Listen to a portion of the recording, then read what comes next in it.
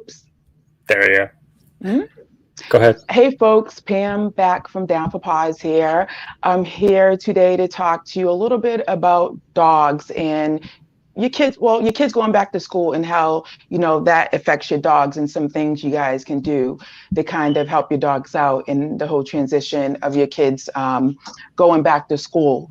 I know it's something that most folks may not think about, like how is this affecting my dog and kind of why do I have to worry about my dog when my kids are going back to school? But it all boils down to, time change and kind of like a change in environment and things like that. And if you were with me a few weeks ago with how dogs learn, just a reminder, it does affect a dog's behavior. So with that, in mind, with your kids going back to school, there's a few things that you kind of want to look at when it comes down to your dog and things like that. So just to touch on a few things, one of the things that you kind of want to look at is, the first thing is, what is your schedule going to look like in September or when your, kids go back to school? Even if they're not going back to school, say your job is, switching and you have a new schedule, you want to look at that too. Because Scott, I know you have a dog and things like that. Do you guys anticipate any type of schedule changes or things like that? It could be something so little, or it could be something big, but you just kind of want to look at the bigger picture of what your schedule is going to look like in the future. Not too much. My daughter's not going to school yet, but I know with like a lot of friends, and just talking to other parents, this is like the craziest time. Just like it's so hectic. There's such a shift in like the day to day, and just like the morning routine changes, afternoon when they come back changes as well. Like the whole day just like goes from one thing to like something so different because the kids are not home anymore. They're just like the dogs are, we forget about them because we're so focused on the kids and getting them ready for school and like just getting them out the door and getting to school and we're like, oh, okay, everything's done. Right. But then we forget about the dogs and the dog's like, hey, what just happened? Where'd everyone go? Like I'm alone now, right? Exactly. The dog's like, what about me? And so that's why we're having this conversation so I can tell you what about the dogs. And so like one of the things you guys like, of course, while I'm going through this, start thinking about your schedule now. And, as I talk about, the certain things with dogs and going back to school, see how it applies to your dog and if it would work for you. So one of the things that you kind of want to do is think about how bored your dog is going to be if you in fact are completely leaving the house in September. You kind of want to help them out with that now. And so you can do a lot of enrichment toys. And by enrichment, I mean like, puzzle toys, like stuffing a Kong, putting some peanut butter inside it, their favorite treats, and freezing it just to add the extra duration so it could take them longer, and kind of getting a few of those stuffed up in the freezer. And then before you leave the house, you just want to give it to them, just so it'll keep them engaged and stuff, so they're not just sitting there doing nothing. You can also throw out their favorite toys if you know that they engage with some toys longer than others. You even want to start thinking about that, like which toys do they really love, and that will keep them busy while I'm away or doing things and such like that. So that's a really big one, kind of like getting the toys together. So start thinking about that. And far as games as well, there's certain games that you can play as well with your dogs to keep them kind of engaged and not bored. And some of these games I give my clients too to kind of work on, if you were back with us too for loose leash walking, you can use this as well to apply everywhere. But it's a game called Find It, and it is essentially just getting a handful of treats, tossing them on the ground in a room and letting your dog search for them. It keeps them occupied. It actually tires them out. Sniffing is very exhausting, but it gives your dog something to do, and it helps them work their brain. So they're actually training at the same time. So just little games like that. Also playing tug with them, playing fetch, just something to get their energy out. Kind of thinking about how long you're going to be gone and, how much exercise they need, and kind of doing that ahead of time too would be essential as well. So just thinking about management in that sense. Also, like Scott, you were saying, like your routines, start thinking about that now. You don't want it where, your kids start school, say September 7th, and then all of a sudden that day is like, bam, your dog's getting a routine. Start preparing your dog in advance for things like that. So if you know that, your kids start in September 7th, start the week before with that new routine. So what you can do is kind of look at your new schedule and say right now you're waking up at 7 a.m. with your dog, but in September it's going to be 6 a.m.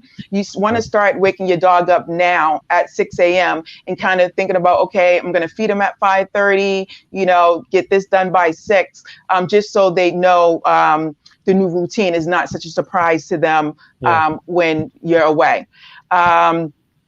Also, biggest thing too, if you're working on potty training with your dog, determining bathroom breaks is going to be key, because even a little switch in that could change your dog's behavior.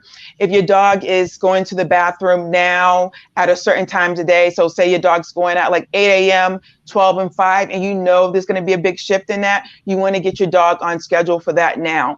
Again, starting a week prior, even starting now would be key, because potty training is one of them that does take time for your dog to kind of grasp. And you even want to do that in a gradual sense, getting your dog on a good potty training schedule. Yeah. One thing too that I heard from a lot. Yeah. And so is your dog pretty much potty trained? Yeah, he's good. But I can tell, like, some days, like when he goes to daycare, we have to get him up earlier. And so the schedule is different, right? So getting him, if we're doing that every day, like with with families going back to school, it makes a lot of sense to train him before the event actually happens, right? Don't train him in the event, but train him before the actual event to like change his schedule and stuff. That makes a lot of sense. Oh, you're breaking up a little bit. Okay. Sorry, you're breaking up a little bit. Go ahead with what you're going to say. I think, it's okay. So, live TV. Hello? So Scott's breaking up a little bit. You're breaking up a little bit. So I know you was talking about the schedule changes and things like that. And I kind of missed the last part, but I think you was kind of trying to explain when you should start that. Is that what you were talking about? Yeah. Like you should, it sounds really good to be able to start before the events are actually happening, like back to school actually happens, start before that. Makes a lot of sense to me. So, yeah.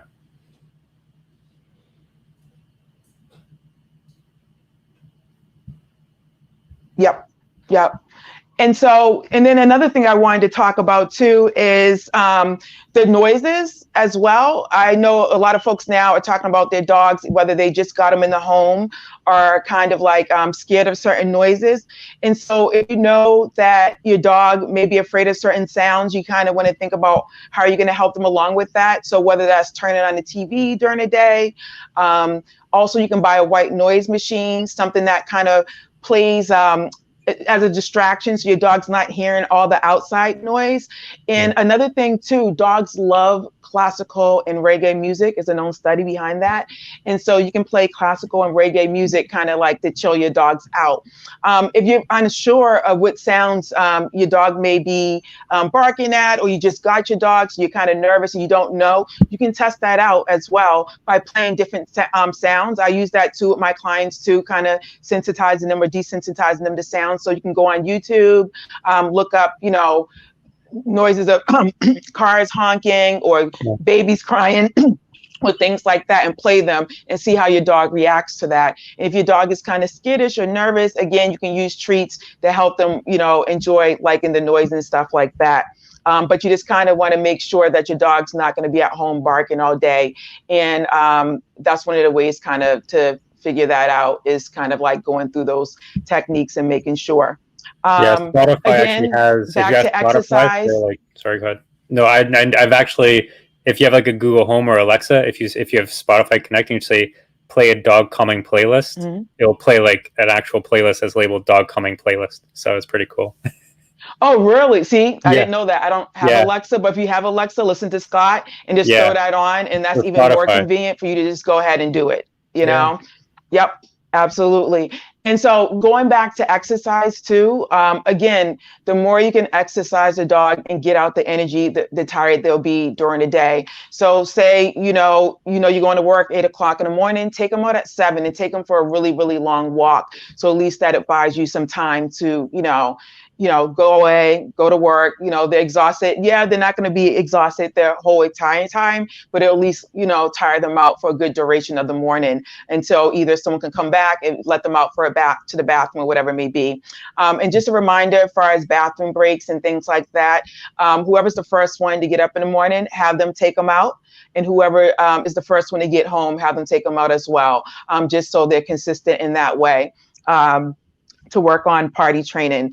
And the biggest thing I want you guys to take from this is distraction is going to be your number one tool for your dog. So make sure you guys are stuffing those Kongs, getting those puzzle toys together, and also trying to find some games that you can play indoors, even much so because the winter, if you live in New England like I do, it's going to get cold. You're not going to be able to walk your dog every day or get out every day. So even if you start implementing these games now, you can work through them and play them during the winter time as well.